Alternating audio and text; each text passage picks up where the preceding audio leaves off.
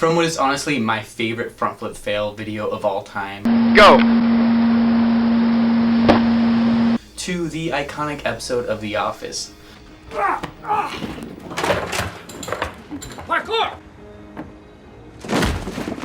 Parkour. Most of the parkour fails that we see aren't even from actual practitioners. In fact, too often it seems like it's someone with coordination levels probably rivaling a potato who on top of that has had too much to drink and is just trying to impress their friends. That or they're just doing stupid stunts and calling it parkour. Looking at you Russian parkour climbers. Not parkour. Not parkour. Not parkour. Not parkour. Okay, definitely not parkour. What the hell? This is so dumb. I just can't believe people are this desperate for views. They ask you how you are, you just have to say that you're fine when you're not really fine, but you just can't get into it because they would never understand. But how safe can an acrobatic discipline really be when it involves us fallible humans? I mean, even NBA stars like Steph Curry, just popping those three-pointers, he's still gonna miss occasionally, even after practicing for hundreds of thousands of hours. So doesn't that make a serious injury practicing parkour not a matter of if, but when? Today I answer why I believe that perspective is false, with 3 of my own points as well as additional input from 2 professional parkour and freerunning athletes, Calen Chan and Ronnie Shalvis, who were kind enough to give us lowly mortals some tips and advice on training safe on our quest to be ninjas. This is Shane and you're watching Functional Fitness. Yes.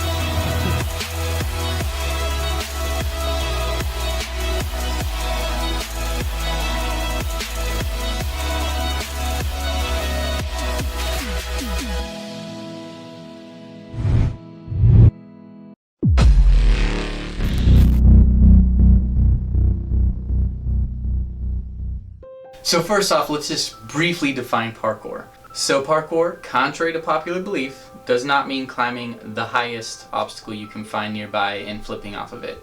Parkour is, put simply, the art of learning to move safely and efficiently through an environment, typically an urban environment. So that involves taking impact safely with rolls, getting over obstacles with faults, etc. Freerunning, which is very closely related but technically different, is more of the sports side, where it's not about moving through the environment quickly, but rather expressing yourself creatively, so you'll do flips, stuff. Again, still not about damaging your body by doing stupid stuff.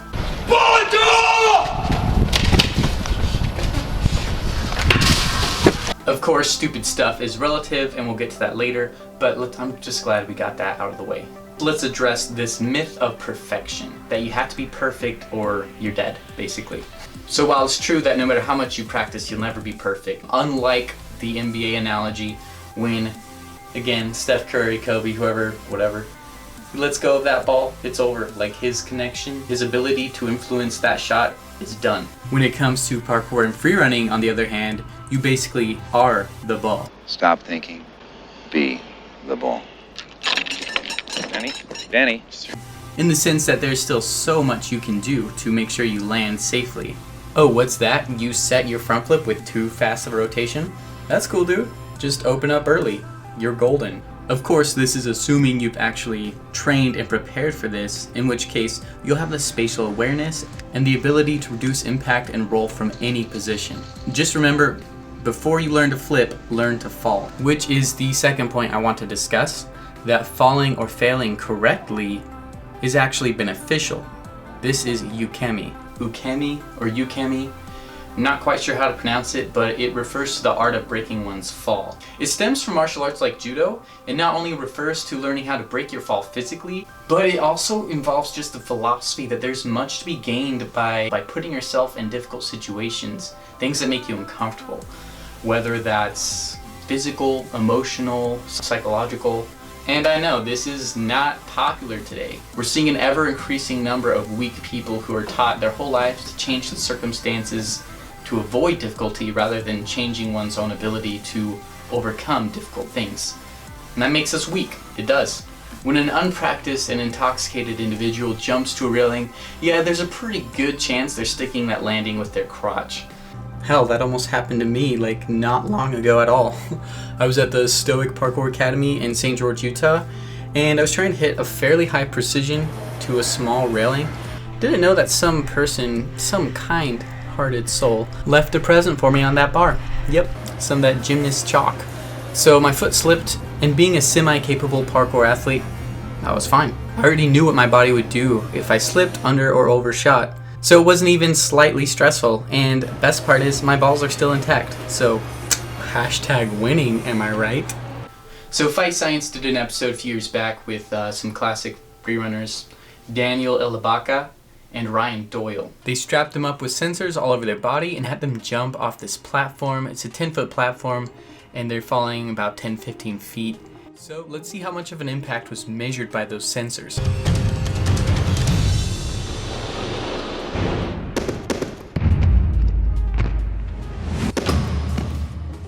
Wow. I'm not sure I should believe that. To be honest, I'm not sure I should believe this data because I didn't see how'd you land? Did you load your foot at all? Well, it's just really low, that's all. Nothing. When you get numbers that are so low, when you see somebody die from 15 feet, you go back and you question the equipment, make sure everything's working, because it's just so amazing that they're able to do that. The results are confirmed. So this is where you hit the ground, very little acceleration through your body, and then you rolled. Right. So this was what was confusing me a little bit. It's like, okay, where's that coming from? But it's your roll, because it occurs a period of time after you actually land. From 14 feet, the results of Ryan's impact are similar to what a normal person feels doing jumping jacks. Personally, I would say dope is an understatement here, but it works due to simple physics. Instead of your body taking the force of that impact all at once, you're spreading it out over a greater time and distance, allowing you to take what could be bone-shattering impacts to an effortless, safe landing. Now, let's go ahead and move on to point number 3, which is calculating and understanding true risk. And I feel like I shouldn't have to say this, but there's a very big difference between someone who doesn't know what they're doing trying to attempt a trick for the first time outside, and someone who's practiced that trick over and over in a safe gym environment on pads, and not only that, but knows how to fall safely out of the attempt if needed. Obviously, the level of risk can be very different for them when doing the same trick, and that's why beginners, like my girlfriend here, yeah, I know she's adorable, guys, just try and focus. So as a beginner, you should start in a gym with pads, maybe a foam pit, and start with just learning how to move your body and fall correctly. You should break down any new trick or move into easy steps, and then do it first into the foam pit, then pads, then padded ground, and just work your way up. Progress as slow and as long as it takes. And with that, I'm gonna go ahead and switch it over to the advice we got from our local pros. Don't be afraid to try new things, because like whether or not you're talented and like naturally get it or don't naturally get it, if you just train like something that makes you a little bit uncomfortable but it's still safe, so say you have like a comfort zone and a safety zone, you want to always stay right in that. If you're going past it, you're doing things that you're not ready for, you're going to get hurt, but you always want to do something that's pushing yourself a little bit, then eventually you will get comfortable with being uncomfortable, and you'll gain a talent for learning new things. And all I did was every single session I had, I tried to learn 3 new things, no matter how basic they were, but just new things. And the more things you learn, even if it's not related to a certain trick you want to get, you gain a general understanding for movement and how to overcome mental challenges when you know you're ready. And it's like, it'll help you everywhere. Ourselves, so don't mind me if I repeat myself. These simple rhymes be good for your health. Keep them drum rhymes on the shelf. Yes! Woo! Stopped it! I honestly have been doing parkour for 12 years and never gotten injured, so I don't think it's inevitable. I think there is risk in everything we do. You can be driving your car and get in a car accident and get a serious injury, but that doesn't stop us from driving cars. And I actually like using this analogy because every day that you're driving a car, that you're using your skill level to drive that car is what's preventing you from dying when you're driving on a freeway. And you also have to hope that the people around you aren't going to swerve into you and also, you know, risk you getting injured. So you're putting a lot of trust into your ability to drive, and that didn't come by just one day stepping into a car and deciding to start driving on a freeway. You had to spend the time to get your driver's license, to have someone with you to train you and practice and learn all the rules of the road. It's the same thing for parkour. You have to start with the basics, the fundamentals, learn how to use your body in a safe way, learning just basic human movement, and then you slowly progress from there, and you can get tips from people, coaches, or just online YouTube videos. And as long as you follow that progression and stay within your skill set and just, you know, only push yourself a little past each point as you progress, then for me, I don't see how the risk is any different than any other risk we take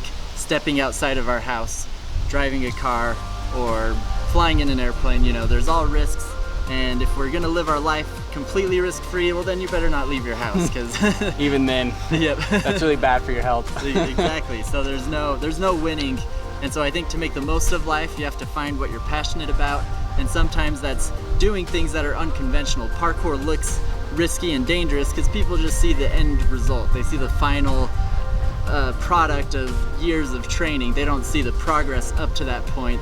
And so when you have that perspective, you realize that it's worth taking those risks because you're minimizing those risks through your training, and it's not as risky as it ends up seeming. Okay, good stuff. I really like Calen's advice to be always training between your comfort and your safety zone, so you're pushing yourself but not too far. And like Ronnie says, you really can't negate all risk or else you're not living a life. And when you even drive a car, it's exponentially more dangerous than parkour done correctly, because no matter how good of a driver you are, relying on your skill, other people could kill you. And the same with traditional sports that we think are somehow safer because they're more normal. Like football, I had a friend who got his leg split apart because two people hit him from opposite directions and there's nothing he could do. He couldn't control their actions, no matter how ready he was to control his own.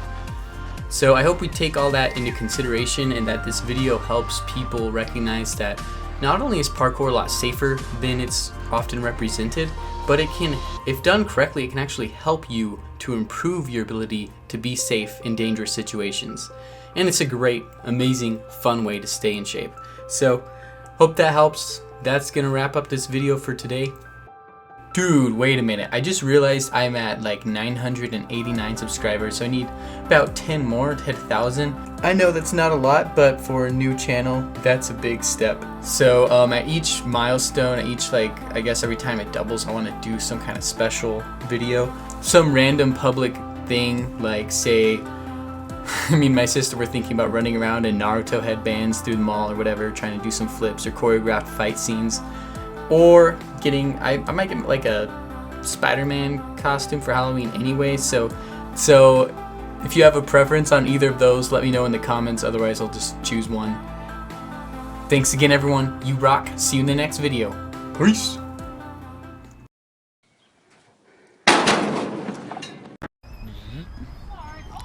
First legit parkour training day.